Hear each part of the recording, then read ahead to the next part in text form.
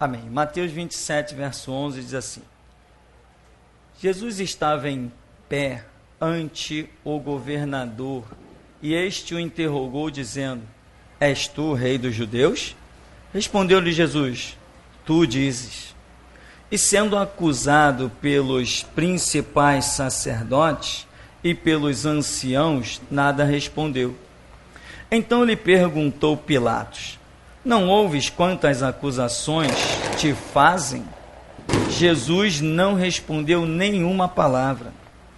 Vindo com isto admirar-se grandemente o governador. Ora, por ocasião da festa, costumava o governador soltar ao povo um dos presos, conforme eles quisessem. Naquela ocasião, tinham eles um preso muito conhecido, chamado Barrabás. Então, estando, pois, o povo reunido, perguntou-lhes Pilatos: A quem quereis que eu vos solte? A Barrabás ou a Jesus chamado Cristo? Porque sabia que por inveja o tinham entregado.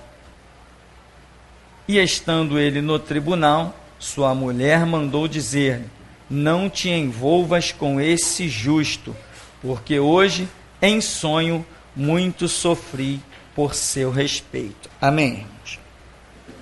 Deixe sentar. Nós queremos aproveitar essa oportunidade também para meditarmos na palavra de Deus, algo que subiu ao meu coração. Esta palavrinha que aparece nesse texto: inveja. Há uma situação, nós vemos um governador, o governador da Judéia, vemos que ele decide, pelo costume de soltar um preso, ele decide chamar o pior preso que tinha. Não tinha só Barrabás na cadeia. E digo mais, outros estariam à frente de Barrabás, talvez, não sei se à frente é o termo mais certo, mas para serem apresentados, tinha outros prisioneiros mais antigos do que Barrabás na cadeia. Porém, Pilatos pede para mandar chamar Barrabás. Qual era o projeto dele? Aqui o escritor Mateus diz assim: porque ele, o governador, sabiam que por inveja haviam entregado Jesus. Quer dizer, o homem vai pegar o homicida, arrombador de carne, e uma série de coisas que eu não vou nem entrar em detalhe, do que esse Barrabás costumava fazer, além de ser um assassino frio, um homem que vivia criando tumulto contra o Império Romano, porque não aceitava aquilo que Deus havia determinado, que era que os judeus estariam sob o domínio romano. Então esse homem fez horrores. E ele é um dos terríveis assassinos. Pilatos, não sabemos exatamente o que se passa na cabeça de Pilatos, mas um dos pensamentos, Pilatos teria pensado e dito assim: esse povo não é fácil. Esses judeuzinhos, vamos assim usar a expressão, não são moleza. Quer ver só? Quer ver uma coisa? Me tragam o pior prisioneiro, que todo mundo sabe que é um lixo, e eles vão escolher aquele. Teria isso também, cogita-se, e eu, que teria se passado pela cabeça de Pilatos. Porque se tivessem trazido um prisioneirozinho, um bonzinho, não, aquele cara foi preso porque ele roubou uma galinha. Ele foi preso porque o boi dele, ele descuidou do boi e o boi matou uma criança. Ele está preso por isso. Não. Me tragam aquele cara que todo mundo sabe que ele é um lixo. Aquele que nem os judeus o querem. Mas a inveja que tem nesse povo é tão terrível que vai fazê-los escolher Barrabás. Meu irmão, é de arrepiar. Esse sentimento horripilante, se um ser humano deixar que esse sentimento o domine, ele será sempre o resto, ele será sempre um lixo, inútil. Todos nós estamos sujeitos a sermos dominados por quaisquer dos sentimentos que podem ser gerados na nossa alma. Inveja é um sentimento que pode ser gerado na nossa alma. O que o Senhor disse para Caim? Caim, qual o seu problema? O pecado jaz à porta, mas cumpre a ti dominá-lo. Ou seja, eu não vou tirar o pecado do teu caminho não, cara, é problema teu. Foi isso que Deus disse para Caim. Esse sentimento de inveja, e eu fui ao dicionário, eu tenho que dizer que fui ao dicionário, senão você pode pensar que eu saio por aí decorando coisas do dicionário, não é bem assim não. Diz lá no dicionário, inveja é um desgosto, é um pesar pelo bem e pela felicidade de outro. O camarada sente-se em desgosto porque ele vê alguém feliz, porque ele vê alguém conquistando alguma coisa. E não quer dizer necessariamente que ele tenha falta de alguma coisa. Porque, por exemplo, os sacerdotes entregaram Jesus por inveja. Mas o que eles tinham falta? O que faltava para os escribas e sacerdotes em Israel? Não faltava absolutamente nada, mas o sentimento de inveja brotou. Por quê? Porque eles viram em Jesus alguém maior do que eles. Eles viram em Jesus alguém mais amado do que eles. Eles viram em Jesus alguém mais querido pelo povo do que eles. Eles viram seguindo Jesus uma multidão muito maior do que os que iam para a sinagoga. Desenvolveram um sentimento de inveja. Outra declaração do dicionário diz que inveja é um desejo violento de possuir o que é dos outros. E ainda aparece essa palavra aqui. É um desejo violento de possuir o que é dos outros. Não foi o que os sacerdotes sentiram a respeito de Jesus? Essa multidão que está seguindo esse Nazareno aí, vamos matar esse cara que essa multidão não vai ter para onde ir. O único lugar que eles vão ter vai ser a sinagoga. Eles vão seguir a gente de novo. Antes não estava todo mundo com a gente? Vamos matar esse Nazareno. A inveja é um sentimento que cega. Levaram Jesus ao sinédrio. Aí o sacerdote, Anás ou Caifás, um desses dois aí, perguntou: tu és o Filho de Deus? Jesus disse: tu dizes, e vereis o Filho de Deus assentado à destra do Todo-Poderoso. O homem rasgou as vestes e gritou: blasfêmia, é digno de morte. Por que ele fez isso? Porque ele está possuído de inveja. Então ele está tão cego a ponto de dizer que Jesus estava sendo digno de morte, quando não existia nenhuma lei em Israel que dissesse que se um homem se dissesse ser filho de Deus, ele deveria morrer. Essa lei não existia. Mas a inveja é isso que faz. A inveja te faz querer destruir qualquer coisa, mesmo sem regra, mesmo sem lei, qualquer coisa que ameace a sua posição. Esse sentimento de inveja, eu vou equipará-lo a uma possessão demoníaca. Você sai fazendo as coisas sem nenhuma razão, sem nenhuma lógica, como sacerdote. Ele blasfemou, ele é réu de morte. Aí 90% do sinédrio falou: blasfêmia, é digno de morte. Mas Nicodemos e José de Arimateia não. Eles não concordaram? Ora, era lei? Se fosse lei, eles tinham que concordar. Mas eles não concordaram. Por quê? Porque não era lei. Ao contrário, José de Arimateia e Nicodemos são personagens que nós cremos por várias passagens bíblicas que se tornaram cristãos. Então, a inveja cega ao ponto das pessoas fazerem declarações como se fosse lei. Outra coisa, Israel não esperava um Messias?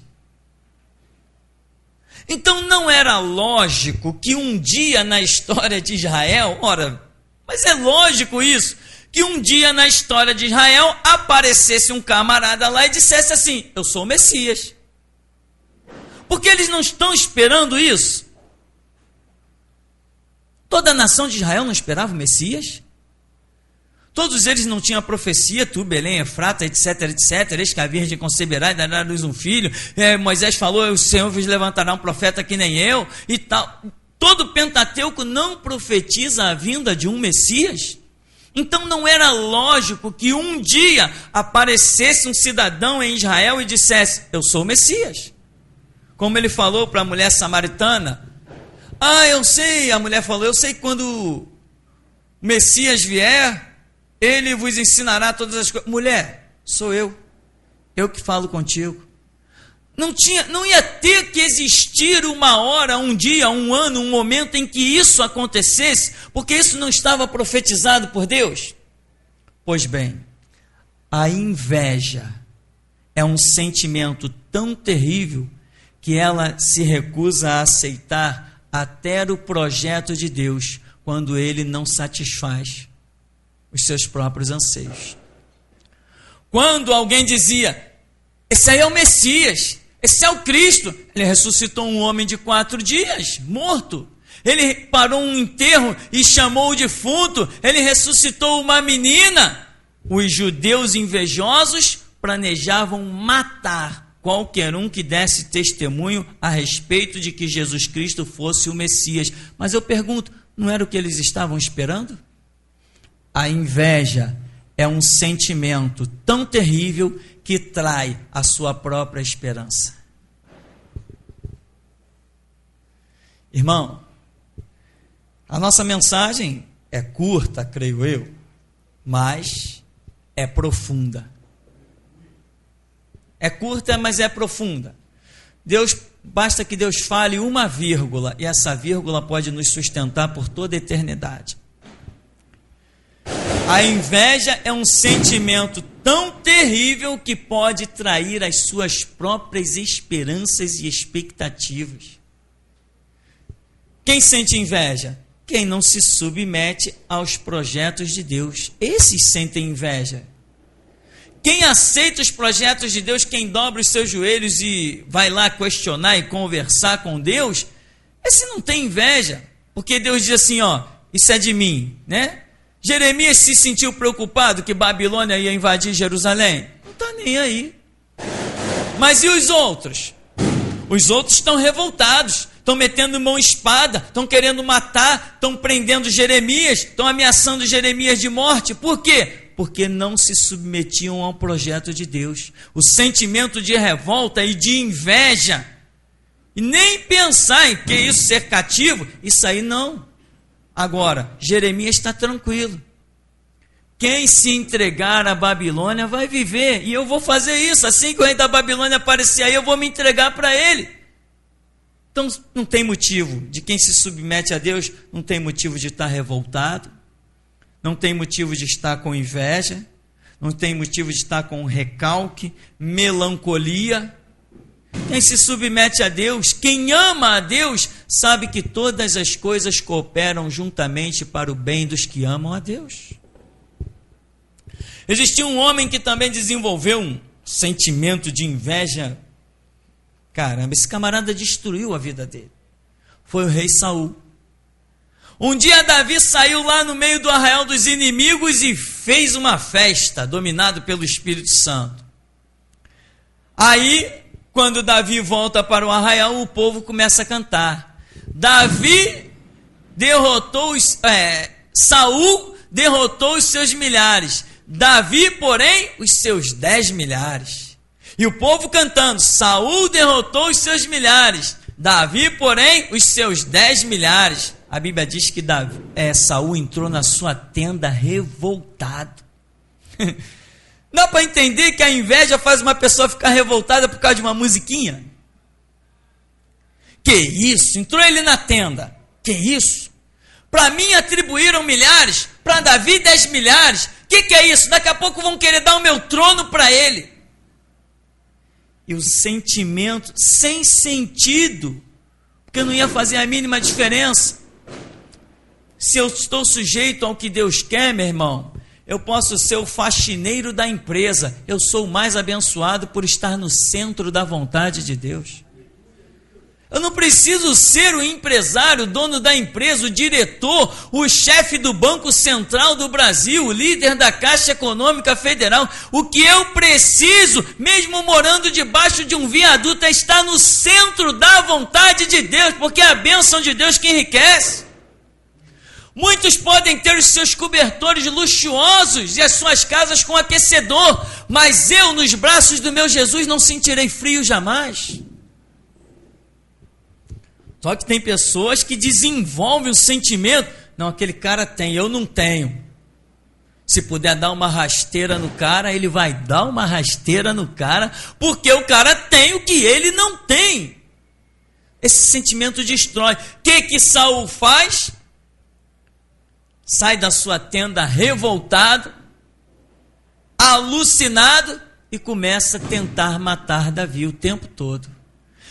Saul passou boa parte do seu ministério, anos do seu ministério, Saul passou perseguindo Davi. Por quê? Por inveja. E nesta perseguição, movido por inveja, quem se destruiu? Em que a inveja de Saul impediu que os projetos de Deus na vida de Davi se cumprissem?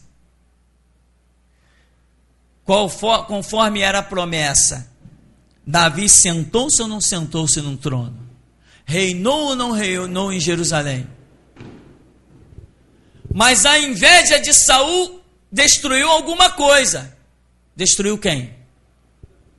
O próprio Saul.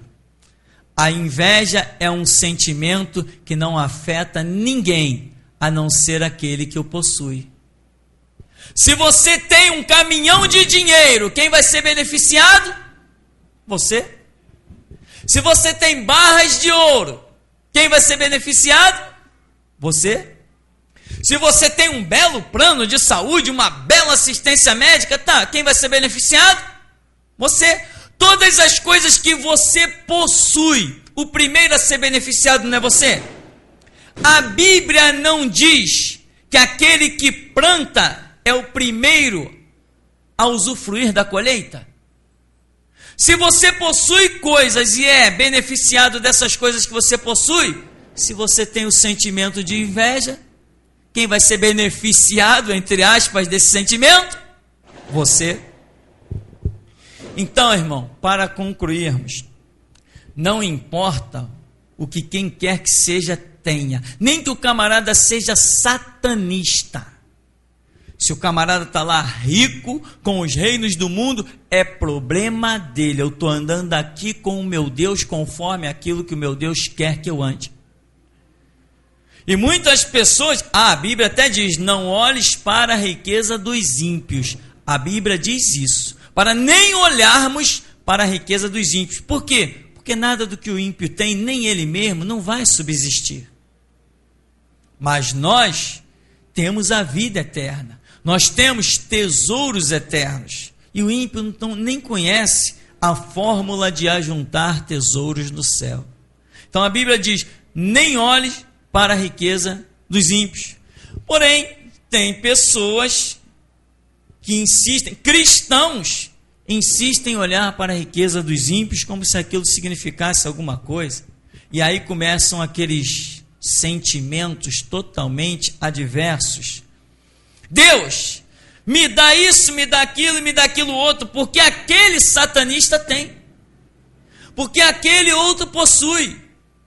não tem nada a ver com o padrão de Deus. Eu jamais pedirei alguma coisa ao meu Deus por ver que alguém a possua. Isto é um caminho errado. Nós não estamos aqui para usar o sangue de Jesus e a graça do Espírito Santo e fazer comparação com templos de Satanás lá fora. Nós somos o que somos, temos o que temos, e tudo quanto vier às nossas mãos tem que vir pela voluntariedade de Deus, por Ele achar que pode nos dar, porque Ele reparte a cada um.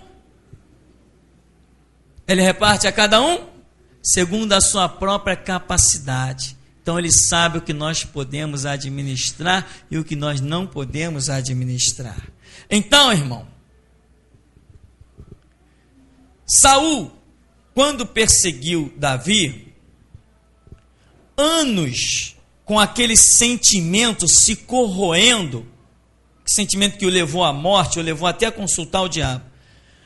Todos aqueles anos de inveja que Saul perseguiu a Davi, eu te pergunto, o tempo que ele estava com seus exércitos lá pelo deserto, quantas coisas durante aqueles anos todos, que eu não tenho ideia de quantos anos foram, quantas coisas Saul deixou de realizar, quantas coisas Saul deixou que ele poderia ter conquistado.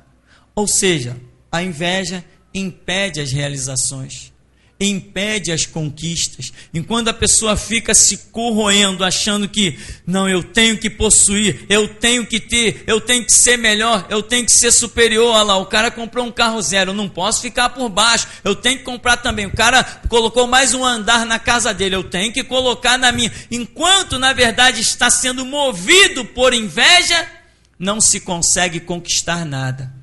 É o exemplo de Saul. Enquanto ele era movido pela inveja dele, os anos se passaram e a Bíblia nunca disse que Saul tenha construído nada durante o tempo do seu reinado. E tem mais. Quando chega no reinado de Davi, Saul já tinha morrido, está no reinado de Davi, Davi diz assim: vamos buscar a arca de Deus, porque no tempo de Saul ela foi desprezada. Claro, o camarada só quer saber de inveja, só quer saber de se satisfazer, só quer saber dos seus próprios interesses. Quem é movido por inveja, despreza até Deus. Quando Davi está no trono, diz assim: vamos buscar a arca de Deus. Teve aquele episódio com Uzá, né, que encostou a mão na arca, mas depois Davi consultou os pergaminhos, foi lá e trouxe a arca de Deus. Só se conquista as coisas espirituais quando não temos a inveja nos nossos corações. Então, meu irmão, guarde essa simples mensagem de hoje. Ela vai estar também à sua disposição, se houver interesse para você. Mas que diz aqui no verso 17, de Mateus 27, 17. Estando, pois, o povo reunido, perguntou-lhes Pilatos: a quem quereis que eu vos solte? A Barrabás ou a Jesus chamado Cristo? Porque ele sabia que por inveja o tinham entregado. Ou seja, Pilatos falou o seguinte, pensou o seguinte: a inveja desse povo é tão terrível, é tão cruel, que por mais que eu apresente esse resto da humanidade que é Barrabás, esse assassino de primeiro grau que é Barrabás, ainda assim eles vão querer que eu crucifique o justo Jesus e vão escolher Barrabás. Aí que Pilatos diz? Eu estou inocente do sangue deste homem. Vocês estão escolhendo um homicida? Então, opa, eu me isento, eu estou inocente. E lavou as mãos. Por quê? Porque nenhum ser humano, na sua consciência normal, teria escolhido Barrabás. Mas a inveja é um sentimento que te leva às mais errôneas escolhas. Portanto, que nos dias que seguem da nossa vida sobre a terra, nós possamos receber a palavra que o Senhor Deus disse para Caim. Porque estás descaído o teu semblante?